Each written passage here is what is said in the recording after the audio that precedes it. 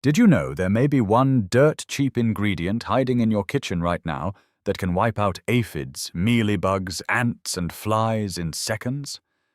But there's a serious problem. Most gardeners use it the wrong way. They mix the wrong amount, spray at the wrong time, or apply it incorrectly and end up burning their plants instead of saving them. So stay with me, because today I'm going to give you the exact recipe, the correct measurements, the safest way to spray it, and the 3 deadly mistakes that destroy gardens overnight. By the end of this video, you'll have a proven pest control formula that costs less than $2, works faster than many store-bought sprays, and can save your vegetables, flowers, and fruit trees. Let me ask you something. Have you ever walked outside in the morning, coffee in hand, excited to check on your tomatoes, peppers, or roses, only to find them covered in sads? You spend half an hour picking bugs off by hand. Your fingers get sticky. Your back starts hurting. You think the problem is solved. Then the next morning, they're back. And somehow there are even more of them. Maybe you tried soap spray before. It helps for a day or two, then the bugs return. Maybe you thought about chemical pesticides, but then another question appears. Is it safe around kids? Is it safe for pets? Can I still eat the food growing on the plant? And on top of that, those bottles are expensive. $15, $20, sometimes more. That is why so many people feel stuck. But today, that changes. Because there is one simple ingredient that works when you use it correctly, and I'm going to show you exactly how. Before I give you this formula, you need to understand why so many home remedies fail. Most DIY sprays do not truly solve the problem. They only annoy the pests for a short time. Hand-picking bugs removes the ones you can see, but it does nothing about the eggs hidden under leaves. Within days, a new generation hatches, and the infestation begins again.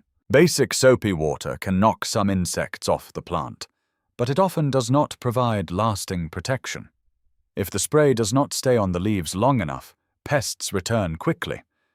Chemical pesticides may work at first, but they come with serious downsides. They are expensive, they may harm beneficial insects, and many gardeners do not feel comfortable using them near children, pets, or edible crops. Over time, some pests can even build resistance. That is why gardeners need something effective, affordable, and easy to repeat. The secret ingredient is garlic powder. I know that may sound too simple, but garlic contains natural sulfur compounds that many soft-bodied insects cannot tolerate. Aphids, mealybugs, whiteflies, and ants are especially vulnerable when the solution is mixed and applied properly. Garlic does 2 important things. First, it helps kill pests on contact by damaging their protective outer layer and disrupting their ability to survive. Second, it leaves behind a scent barrier on the plant. Many insects dislike the smell and avoid landing on treated leaves. That means you are not only attacking the current infestation, you are helping prevent the next one. And here is the best part. When used correctly, this method can be much gentler than harsh chemical sprays. But there is one critical warning. If you simply dump garlic powder on your plants or guess the measurements, you can cause problems instead of solving them.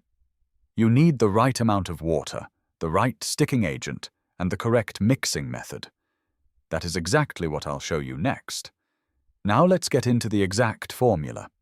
If you want the best results, measurements matter. You only need 3 ingredients. Ingredient 1. Water. Use 1 quart of dechlorinated water. This simply means tap water that has been left in an open container for about 24 hours, so chlorine can evaporate. Why does this matter? Chlorine may reduce the effectiveness of the natural compounds in the mixture. It takes almost no effort to let the water sit overnight, and it can improve your final spray. Ingredient 2. Garlic powder. Add 1 tablespoon of garlic powder. Use regular garlic powder from the spice aisle. Do not use garlic salt. Salt can damage leaves and create unnecessary stress for your plants. Fresh garlic can work in some homemade recipes, but powder is easier to measure, easier to mix, and more consistent. Ingredient 3. Dish soap. Add 1 tablespoon of gentle dish soap. Choose a mild, unscented soap if possible. The soap acts as a surfactant, meaning it helps the liquid spread across the leaves and stick to insects instead of rolling off the surface. Without this step, much of the spray may simply drip away. How to mix it correctly. 1. Pour the quart of water into a bowl, pitcher, or large container. 2. Add the garlic powder. 3. Stir for 2 to 3 minutes until the powder is evenly dispersed. 4. Add the dish soap. 5. Stir gently for about 1 minute. Avoid creating too much foam. 6. Pour the finished mixture into a spray bottle. And here's an important detail many people miss. You do not need to strain it. Tiny particles of garlic in the liquid can still help during application. Once it is in the spray bottle, your solution is ready to use. But mixing it correctly is only half the battle.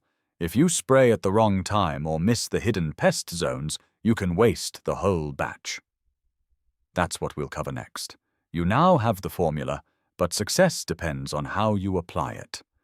Hold the spray bottle about 8 to 12 inches away from the plant. Mist the leaves until they are evenly coated with small droplets.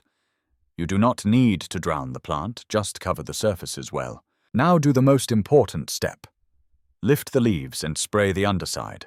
This is where many pests hide. Aphids, mealybugs, and whiteflies often stay underneath leaves where they are protected from sun, wind, and careless spraying. Also spray the stems, the surface of the soil, and around the rim of containers where insects may travel or hide. It's a deadly mistake. Number 1. Spraying in hot sun. If you spray during the hottest part of the day, especially in direct sun, moisture and residue on the leaves can increase stress and cause burning or spotting. The safest times are early morning, late afternoon, cooler cloudy periods. Avoid midday heat whenever possible. Number 2. Only spraying the top of leaves. Many gardeners spray what they can easily see and ignore the underside. That leaves most of the infestation untouched.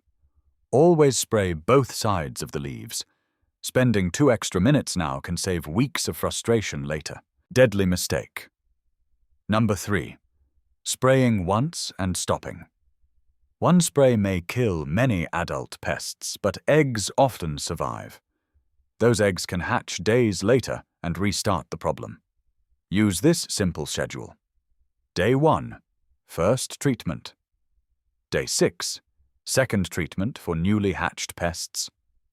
Day 11, final treatment for remaining survivors and continued protection.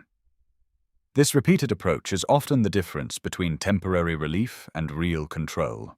If you follow the formula and avoid these 3 mistakes, you'll already be ahead of most gardeners dealing with pest outbreaks. Not every plant should be sprayed the same way. Different leaves, growth habits, and harvest times require small adjustments. Fruit trees in containers.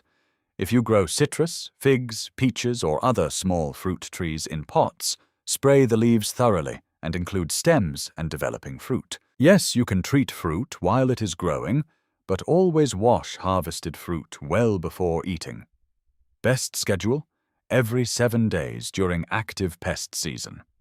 Helpful tip: stop spraying a few days before harvest if you want to avoid any garlic scent on ripe fruit. Leafy vegetables. For lettuce, kale, spinach, chard, and similar greens, use a lighter mist. These leaves are tender and do not need heavy soaking. A fine spray is enough to coat the surface without weighing them down. Best schedule: every 5 days if pests are active. Always rinse edible leaves thoroughly before eating. Roses and flowering plants. Roses, hibiscus, and ornamental flowers can usually handle stronger treatment.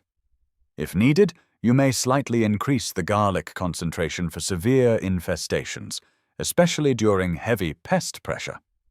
Spray leaves, buds, and stems carefully. Best schedule: every 5 to 7 days. Large garden beds. For tomatoes, peppers, squash, and other larger in-ground crops, scale the recipe up to match the size of your garden. Use multiple quarts or a larger sprayer so you can cover plants evenly. Spray from bottom to top, making sure to reach stems and lower leaves where pests often begin. Best schedule: every 7 days, or again after heavy rain, since rain can wash away the protective residue. General rule: always test a small section of the plant first if you are unsure. Wait 24 hours and check for stress before spraying the whole plant.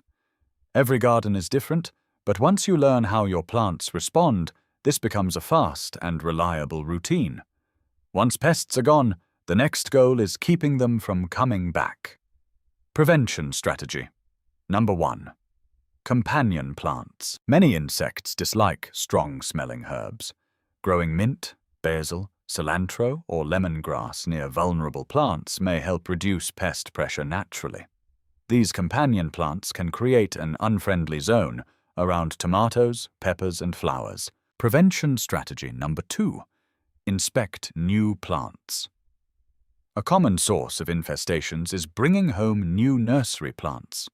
They may look healthy while carrying eggs or tiny pests you cannot easily see. When possible, keep new plants separate for about a week. Watch them closely and treat them before placing them near the rest of your garden. Prevention strategy number 3. Keep plants strong. Weak, stressed plants are easier targets. Use proper watering, decent drainage, and appropriate feeding. Remove yellow or dying leaves quickly. Healthy plants are naturally more resilient and less attractive to pests. Prevention strategy number 4. Rotate methods. Do not rely on one control method forever. Many gardeners rotate between garlic spray, neem-based products, rinsing with water, and physical inspection. Rotation can reduce repeat outbreaks and improve long-term results. Emergency rescue plan for severe infestations. If a plant is heavily covered in pests, do this. Step 1. Blast with water. Use a hose or sink spray to knock off as many insects as possible. Step 2. Prune badly infested areas. If one branch is overwhelmed, remove it with clean pruning shears. Step 3. Spray thoroughly. Apply the garlic mixture to all remaining leaves, stems, and hidden areas. Step 4. Repeat quickly. For severe outbreaks, spray again the next day, then continue your regular schedule. Step 5. Isolate the plant. Keep it away from healthy plants for 1 to 2 weeks, if possible. This approach can save plants that look completely overwhelmed. Many gardeners who use this method report major improvement after just a few treatments. Plants that were covered in aphids often look clean again within days. Whitefly pressure drops. New growth returns healthier. And best of all, gardeners stop feeling helpless. Another huge advantage is cost.